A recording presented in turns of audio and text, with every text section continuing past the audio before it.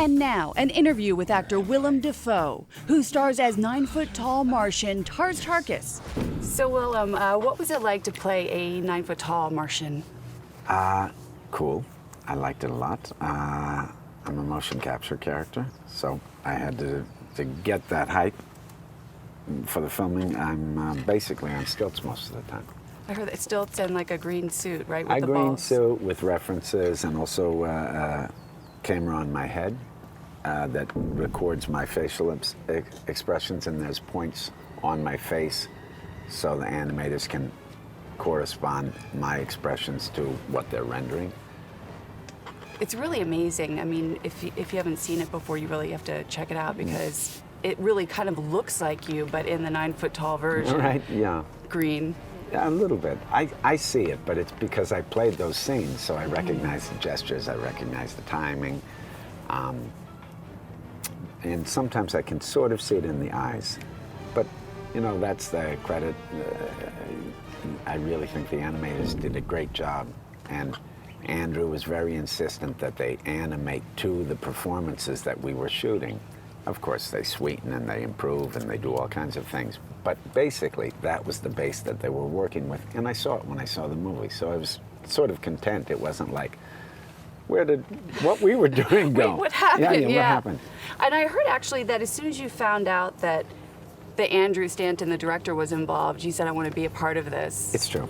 I sought him out. I mean, I happened to be in Los Angeles, and I just heard that, and I said to, you know, someone that represents me, I said, Frank, you know, I want to see Andrew Stanton. And he said, okay, I don't know whether they're still casting, you know, and I'm like, well, I want to see him, you know. So I met with him, and he told me about the project and showed me some beautiful designs and things. And when I saw the picture of Tar Tarkas, I said, well, who is this guy? What's this about? And I love that your character, Tar Tarkas. I mean, he's such a cool character. He's a very cool character.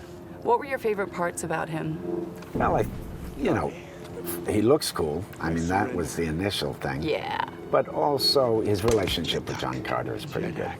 I mean, in some ways, they're kindred spirits. Tar Tarkas. And then also, I like his dilemma. I mean, he's got this secret. He's this leader of these very brutal people. He's got this memory of times when they were more refined, more noble, and he longs for that, but he can't quite show that. He can't quite act from the heart, or because it's going to threaten his position. So he's got this kind of beautiful dilemma of being a leader.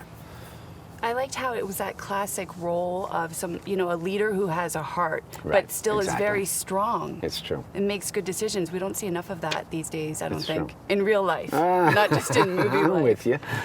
What was it like working with your cast? It seemed like you had quite a bit of fun They were on all that. great. I have most of my stuff with Taylor, and Taylor, in fact, is really it's hung on him. The movie's hung on him. I had some stuff with Lynn. She's cool, but most of my stuff is with Taylor, and he was great. He was really fun to watch. He was fun to play scenes with.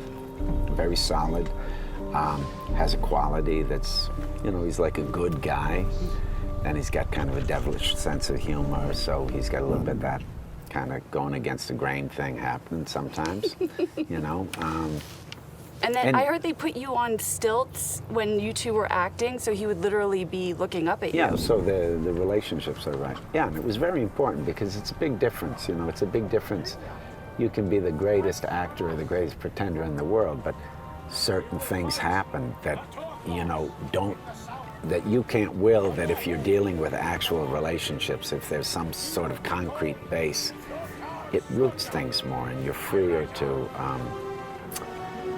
you know, it makes you more confident in where you can go with the scene. Because, yeah, you really have to believe it for us to see it. Exactly. And also, even physically, your eyes do different things, whether you're looking at a spot or whether you're looking at a person. Exactly. You can see it. Yeah, you can. You can see the connection. And when you found out you had gotten the film, the magnitude of this film, what was that like?